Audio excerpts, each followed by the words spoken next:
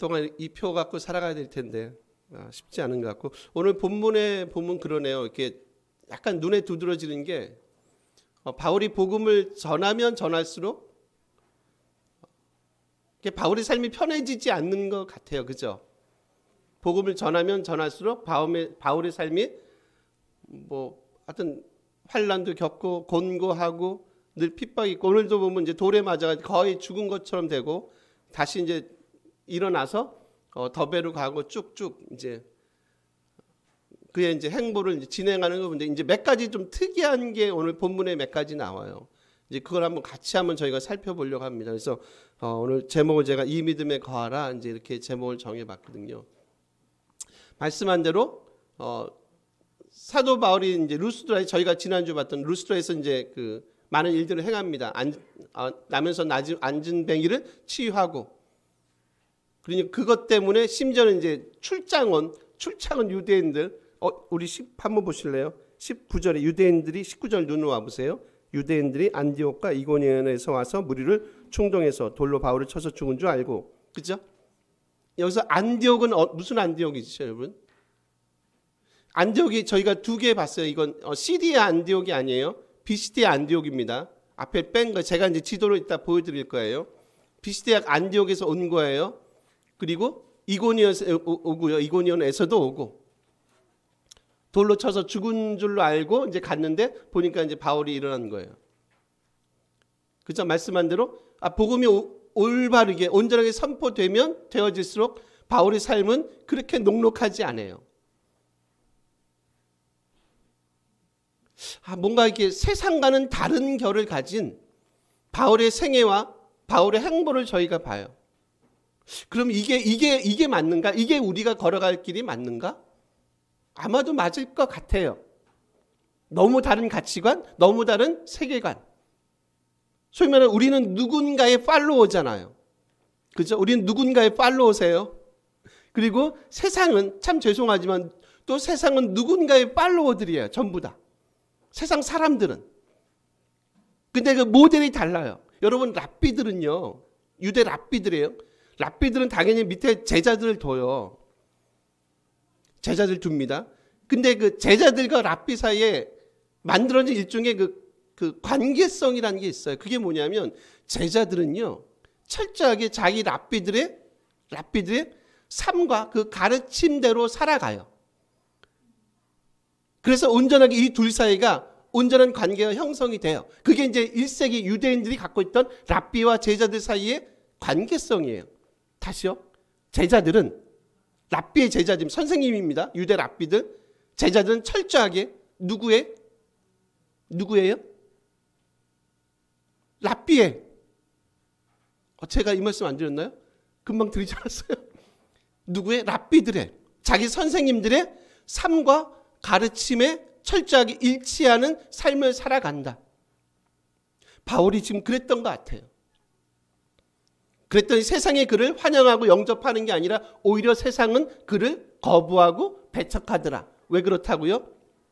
우리가 따라가는 소위 말하는 그 랍비의 대상이 서로 다른 거예요. 세상이 추구하는 랍비들, 선생님들하고 우리가 추구하는 선생님은 물론 아니지만 다른 겁니다. 그리고 제자들은 당연히 그 분의 삶과 가르침대로 살아가는 게 맞다. 그렇게 하다 보니까 세상이 우리를 환영하는 게 아니라 오히려 세상이 우리를 배척하고 우리를 거부하는 그런 결과를 낳더라. 이게 어떻게 보면 우리가 믿는 기독교의 역설인가? 라고 스스로 질문해 볼 수 있죠. 바울을 바울되게 만들었던 게 뭔가?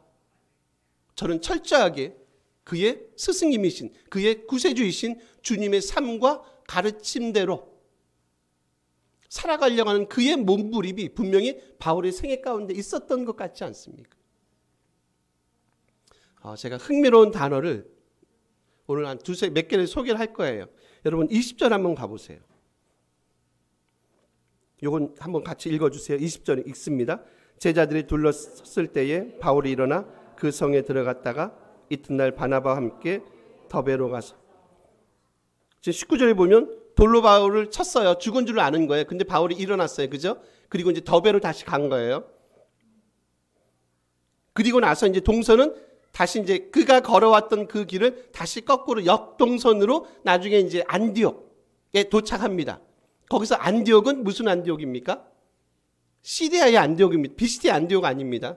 이제 그 얘기를 잠깐 해볼게요. 여기 단어 하나 소개해 드릴게요. 여기 바울이 일어났다라는 단어가 있어요.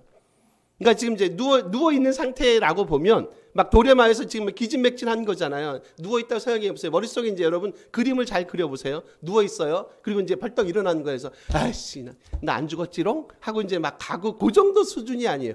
일어나다라는 단어 아니스템이라는 단어 쓰거든요. 요 아니스템인데 요 단어는요. 보통 이제 그 신약에 썼을 때는요.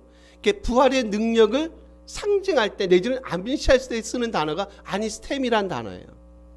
아니스템입니다. 그리고 사실 이 단어는 누구에 대해 썼는지 아세요? 그렇죠. 예수님께서 부활하셨습니다 할 때 썼던 단어가 요 동일한 단어 아니스템이란 단어예요. 그럼 여러분 한번 이렇게 상상을 해보세요.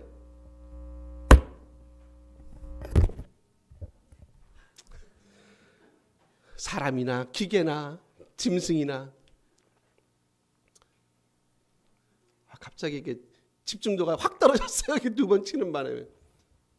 그럼 바울이 일어났대요. 그리고 다시 더베로 갔다 이제 그의 동선은 이제 역동선으로 가는 거예요. 그 문제 한번 생각해 보세요. 그럼 도대체 이 시점에서 바울이 거의 죽음 앞에까지 온 거잖아요. 이 시점에서 바울이 도대체 봤던 게 뭔가? 어떻게 바울은 이런 행로를, 이런 동선을 그가 걸어갈 수 있었겠는가라고 볼 것 같으면 여기서 우리가 한 가지 중요한 암시를 얻잖아요. 힌트를 얻을 수 있지 않으세요? 뭘 얻을 수 있을까요, 여러분? 저는 이 단어 같아요. 일어나란 단어예요. 아니스템이란 단어예요. 그가 본 게 있어요. 그의 길을 막지 못하는 죽음도요. 거의 죽음 앞에서까지 갔던 그의 그 신체적인 그 압박과 박해를 막지 못했던, 박해도 불구하고 그를 막지 못했던 한 가지 중요한 핵심 가치가 있었다. 그게 뭐예요? 부활의 능력이에요. 그 어떤 것도 이 바울이 갖고 있던 이 부활의 능력을 막을 수 없었습니다를 아마도 누가는요 하고 싶어 했던 거 아닐까요?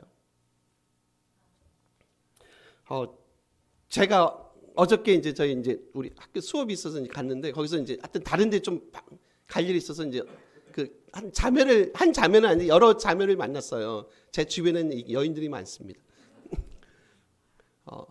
그전에 대화를 하는데 이제 간호사 자매가 있거든요. 거기 이제 그 원장님 얘기를 잠깐 하는 거예요. 이제 그분이 이제 영상을 안 볼 것 같아서 돈도 되게 진짜 이게 손님이 많으면 화를 내신대요. 그분은 가진 게 이제 그것밖에 없어요. 부러워. 가진 게 그것밖에 없어요. 그리고 뭐 이제 좋은 대학 나오고 꽤 그쪽에서 알려진 병원으로 알거든요. 근데 어저께 재밌는 얘기를 하는 거예요.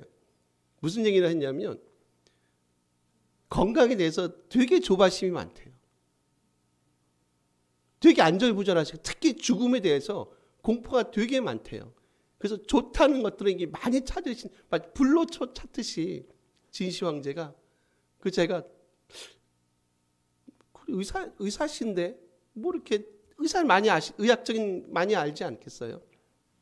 죽음에 대한 공포, 그냥 삶에 대한 두려움들 이제 이렇게 퀘션 마크가 들지 않으세요? 많이 가지셨어요. 뭐든지 할 수 있는 분인 것 같아요. 많은 돈이 있으니까. 근데 이렇게 삶에 대해서 두려움도 많고 공포도 많고 죽음에 대한 공포도 많지. 퀘션 마크 스스로 짓는 거예요. 그래서 저는 이제 이 본문이 어차피 저는 목사니까 이 본문이 딱 여러분 사도 바울 가진 거 없잖아요. 그죠? 집두절도 없어요. 그렇게 그의 삶이 만족할 만큼 나이스하지 않거든요. 근데 죄송하지만 그분 앞에 한번 비교를 한번 해보세요. 이 두 분을. 사도 바울처럼 죽음 앞에서 담대함을 가졌던 인물이 성경의 인물이 몇 분 되시겠어요? 많이 가졌는데 삶이 늘 불안해요. 두렵대요. 죽음에 대한 공포가 있대요. 무슨 차이일까? 무슨 차이죠? 무슨 차이일까? 혹시 이런 거 아닙니까? 이런 거 아닌가요? 바울이 소유했던 그 주님 안에서 갖고 있던 그 부활의 능력이 그 어떤 두려움도 공포도 박해도 심지어 죽음조차도 사도 바울을 삼킬 수 없다. 라는 것이 사도 바울 이렇게 그가 우리하고 다른 게 없거든요. 그렇지 않아요. 그가 우리하고 다른 게 뭐가 있어요? 학자들은 그러잖아요. 사도 바울 대빵 못생겼다. 머리도 나보다 더 없다. 인물도 나하고 비하면 저는 거의 장동건급이다. 죄송합니다. 예, 너무 무리수죠? 예, 무리수인 줄 알지만. 근데 그 모든 것들을 막고도 카바고도 남는 것 대신 그분이 갖고 있는 것 저희들은 못 갖는 것 같아요. 바로 그거죠. 그가 미드발의 내지는 부활의 능력 가운데 매일매일의 삶을 살아갔더니 그 주변에 있는 소위 말하는 그 사소한 것들, 그의 삶을 때로는 조금은 괴롭힐 수 있는 것들이 크게 그의 삶에 문제가 되지 않더라. 그래서 여러분 흥미로운 게 뭔지 아세요? 지금 말씀한 대로 제가 이제 지도를 보여드릴 거예요. 사도 바울이 어떻게 합니까? 더베로 도망을 가잖아요. 피난을 가죠. 우리 다시 볼게요. 20절 보세요. 더베로 갔어요. 그죠? 21절 볼게요. 다시 어디로 가나? 21절 보니까 어디로 가죠? 루스드라 그리고 이고니온 쭉 가죠. 지금 이 동선이 어느 동선이에요? 그가 걸어왔던 동선입니다. 이제 지도를 제가 역동선을 다시 한번 보여드릴게요. 이제 지도 한번 부탁드려요. 근데 아시죠 여러분? 지금 이고니온이나 루스드라 같은 경우는 어떤 지역이죠? 두 명의 선교사 있잖아요. 바나바하고 바울과 바나바가 도망갔던 곳이에요. 맞죠? 안디옥은요? 비시디아 안디옥은요? 추방당했던 곳이에요. 근데 지금 이 도시로 바울이 다시 올라가요. 다시 볼게요. 지금 루스드라 쪽에서요. 거의 죽음을 맛보다시피 하고 보이시죠? 보이세요?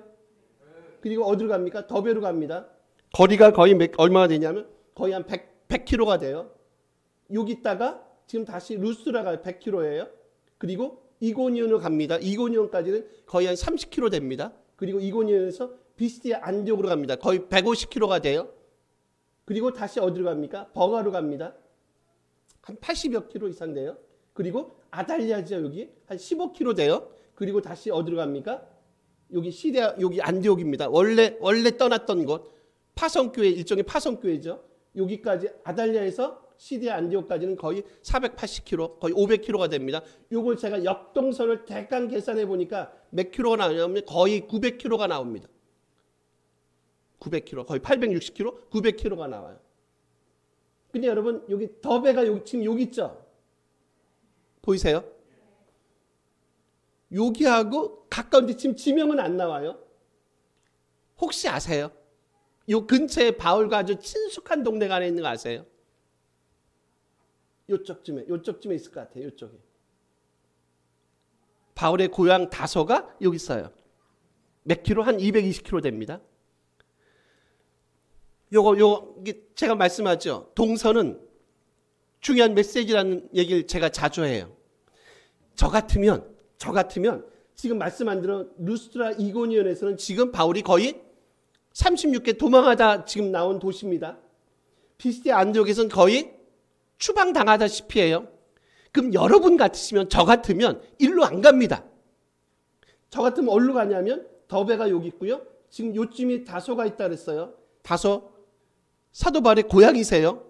이쪽 갔다가 어디로 가겠어요? 안디옥 바로 넘어가면 제가 키로수는 안 재봤어요. 멀지 않을 것 같아요. 끼케바이 200-300km 되겠어요? 근데 지금 굳이 어디로 갑니까? 돌아가지고 거꾸로 위험을 감수하면서 지금 역순 거의 900km의 길을 가요. 이게 바울과 우리를 차이나게 만드는 것 같지 않으세요? 왜 굳이 바울은 역순을 통해서 다시 시리아 안디옥으로 들어가는가? 여기입니다. 여기서 쭉쭉쭉쭉 거꾸로 해서 이렇게 갑니다. 더베가 여기 있고 다소가 여기 있고 안디옥 가면 바로 인접해 있을 것 같아요. 그렇게 가지 않습니다. 왜 그렇습니까?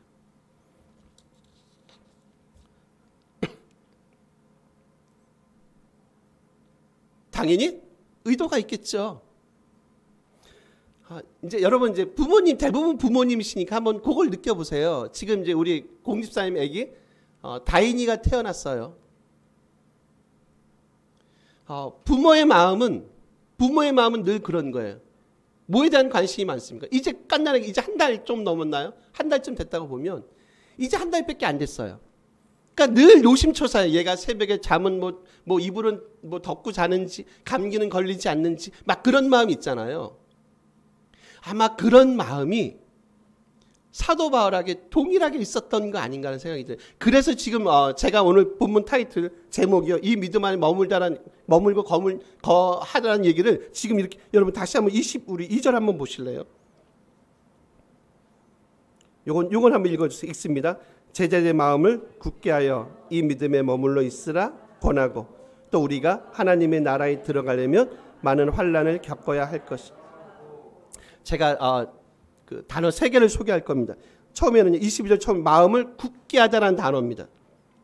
요게 에피스테리조란 단어인데, 요게 이제 굳게 하다는 단어. 요게 근데 여러분 현재 분사형을 사용돼요. 일단 뭐 듣고 그냥 흘러버리세요. 굳게 하십시오. 에피스테리존테스입니다. 다시요. 두 번째입니다. 이 믿음에 머물러 있으라 권합니다. 파라칼레오란 단어에 역시 현재 분사형을 써요. 근데 요 두 개의 단어는요, 그 당시 대부분은요, 어떤 새로운 회심자가 생겼어요. 초신자가 생겼어요. 아니면 교회가 이제 막 생겼어요. 그래서 그 새로운 회심자나 교회가 있을 때 그들을 이렇게 든든하게 세워갈 때 주로 사용하는 이 전문 용어입니다. 이해하시겠습니까? 그러면 이제 무슨 마음이 있는 거예요? 바울의 마음 속에는 지금 거쳐왔던 교회들이 다 무슨 교회들이에요? 다 약한 교회들이에요. 연약하단 말, 이제 갓 태어난 교회예요. 그들에게 필요한 게 뭐예요? 그들에게 필요한 게 뭡니까? 야, 너희들 좀 말씀이나 믿음 위에 든든히 서갔으면 좋겠어. 너희들 이제 태어난 지 말씀 들은 지 얼마 되지 않잖아. 너희가 좀 이제 든든하게 말씀 위에 굳건하게 섰으면 좋겠어. 근데 좋겠어인데요, 지금 말씀한 대로 이 두 개의 단어가 시제를 뭘 쓰고 있다고 여러분? 분사형이에요. ing예요. 반짝 은혜 받고 그걸로 끝나는 게 아니라 ing라고 얘기했습니다. 너희가 언제까지요? 주님 오시는 그날까지 너희가 계속 믿음에 굳게 섰으면 좋겠다. 너희가 이 하나님의 말씀에 계속해서 말씀을 경청했으면 좋겠다. 믿음은요, 그리고 하나님의 말씀을 들으면 단회적인 일시적인 사건이 아니잖아요. 그렇지 않으세요? 계속해서 우리가 그 안에 머물러 있어야 되는 그런 사건 아닙니까? 제가 그래서 자주 말씀하신 한변 해병이요. 발음이 안 돼. 한번 해병은 영원한 해병, 그런 건 없다 그랬어요. 끊임없이 오늘도 우리는 그리스도 안에서 이 믿음 안에 머물도록, 이 말씀 안에 머물도록 끊임없이 ing하는 그런 삶의 모습이 우리 가운데 필요하다는 거예요. 만약에 그렇게 된다면 한국교회가 조금 달라지지 않겠어요? 한 사람, 지난번 마치 한 사람을 신으로 메시아로 모시는 그런 게 어디 있어요, 여러분? 어떻게 그분들이 신이세요? 이상하잖아요. 그런데 왜 빠지세요? 참 되게 안타까운 마음은 있어요. 그렇지 보셨습니까, 그거? 모르세요? 너무 안타깝잖아요. 그 정도 분별력이 없나? 무슨 생각이, 저는 목사니까 무슨 생각이 드는지 아세요? 교회에서 말씀을 잘 가르치지 못하고 있구나, 우리가. 어떻게 한 사람이 우리가 봐도 아닌데, 우리가 봐도 추리한 노인네인데, 거의 80대 된 노인네인데 어떻게 그분이 메시아고 어떻게 그분이 신일 수 있어요? 권력에 취하시면 안 돼요. 돈에 취하시면 안 되고요. 사람이 취하시면 안 된다니까요. 그 순간 우리는 몰락한다니까요. 세계 역사가 그걸 입증하고요. 기독교 역사가 그걸 입증하지 않습니까, 여러분? 취하지 말라. 권력에 취하지 말고, 재물에 취하지 말고, 성에 취하지 말고, 다른 어떤 것에 취하지 마. 사람이 취하지 마라. 저 취하지 마. 저 쫓아오지 마세요. 부담스러워요. 죄송합니다. 이게 방송인데 전 독고다이가 좋아요. 혼자 1분 말인가요? 취소. 요즘 관계도 안 좋은데. 저는 그냥 이렇게 하다가 역사의 무대, 우리 평안교회 무대로 그냥 사라지는 거예요. 저는 저 쫓아오지 마세요. 제가 어디 간다 그랬더니 쫓아오지 마세요. 보니까 올 분도 없겠지만 아마 그러실 것 같아요. 혼자 가세요. 또 너무 이렇게 매몰차게 하지 마세요. 사람이 또 살아온 정이 있는데. 왜 자꾸 바울이 이런 얘기를 하는 줄 아시겠죠? 마음을 굳게 하십시오. 믿음 안에 머물라고 권하십니까? 왜 그렇다고요? 지금 이런 교회들이 다 무슨 교회? 이제 갓 하나님의 말씀을 들은 교회들이에요. 만약에 삶에 위험과 어려움이 있으면, 두려움이 있으면 아무래도 떠날 가능성이 많지 않겠어요? 그렇지 않겠어요? 이제 갓 들은 지 한 달밖에 안 되고 2달밖에 안 들었어요. 안 됐어요. 근데 그나마 그 리더였던 바울과 바나바는 떠났어요. 이제 남은 리더들이 없어요. 어떻게 하죠? 결국 말씀을 부여잡고 든든히 서가는 수밖에 없잖아요. 그래서 여러분 한번 봐보세요. 23절 한번 보실래요? 거기서 뭐라고 얘기합니까? 각 교회에서 장로들을 택하래요. 장로들. 복수형이에요. 복수형. 그죠? 이제 바울과 바나바 떠난 그 교회의 그 남은 빈자리를 누가 채워가요? 장로님들이요. 그들이 섬기시는 거예요. 마치 누구의 심정 가지고요. 사도 바울과 바나바의 심정으로, 마치 누구의 심정으로? 주님의 심정으로 하나님의 교회를 여러분이 섬기십시오. 비록 나는 이 자리에 없지만 이제 여러분들이 섬기시면 됩니다.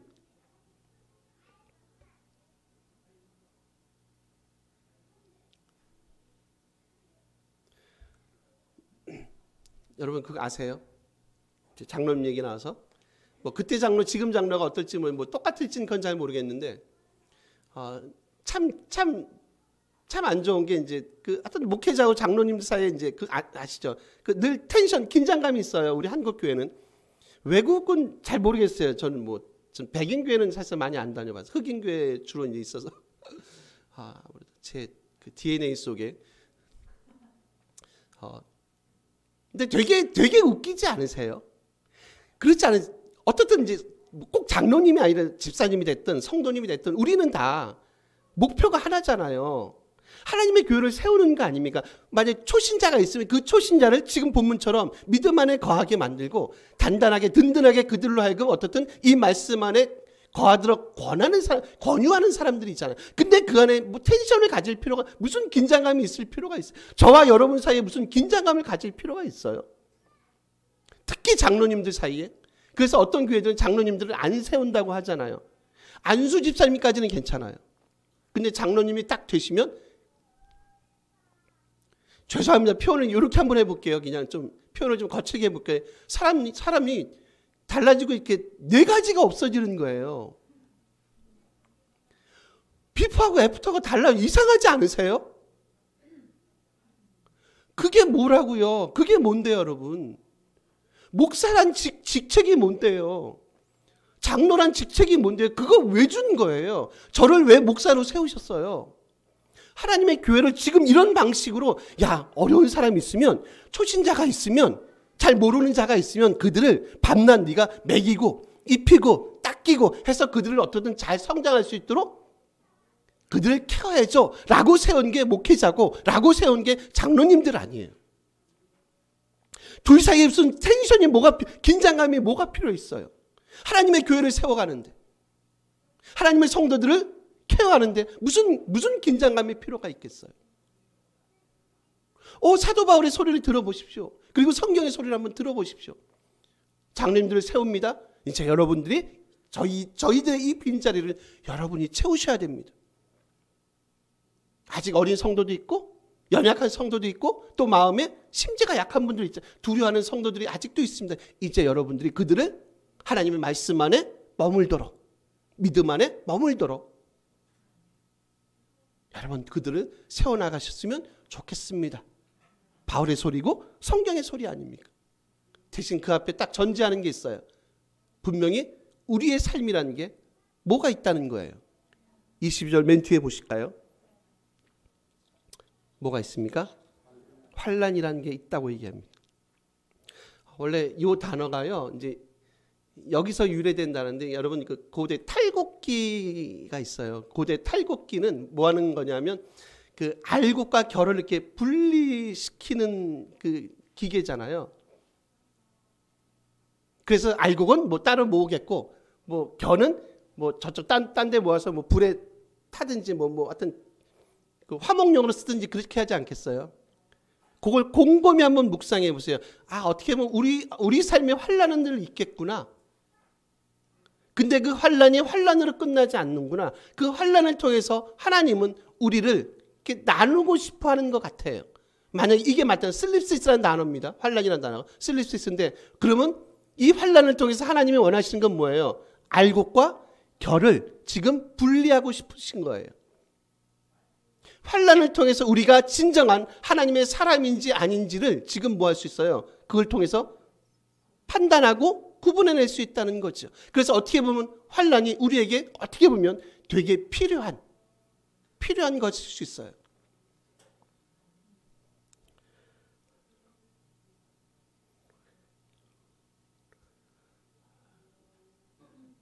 결국 그걸 통해서 우리가 훨씬 더 위대한 하나님의 사람들로 분명히 거듭날 겁니다.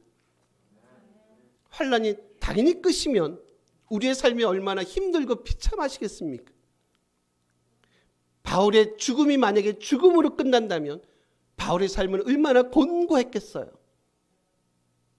근데 그가 본 게 뭐라고요, 여러분? 부활의 능력. 우리가 봐야 될 거, 우리가 지금도 역시 보아야 되는 게 뭐예요? 결국 이 환란이나 어려움을 통해서 하나님은 우리를 그분 보시기에 가장 합당한 알곡으로 만들어 가시고 세워 가시는구나 라고 하는 그 성경의 말씀에 만약에 우리 마음을 좀 더 집중한다면 훨씬 더 이 말씀이 우리 삶을 성숙하는 그리스도인들이 만드는 내용으로 오지 않겠어요? 여러분, 이것도 착각하지 마시 될 것도 있어요. 자기 승질머리 때문에 환난 받는 거, 이건 환난 아닙니다. 막 성격이 개딱 같고 뭐 사업 뭐 다 그런 걸 연결하지 마세요. 정말 그리스도를 위해서 고난 받음이에요. 그리스도를 위해서 고난 받. 정말 랍비신, 아니 우리의 구세주신 그분을 쫓아가는 하나님의 팔로우, 그리스도의 팔로워로서 추종자로서 우리가 겪어야 되는 그 일들. 그렇지만 그 가운데서 하나님의 놀라운 일하심을 우리가 바라보고 놓지 않는 것.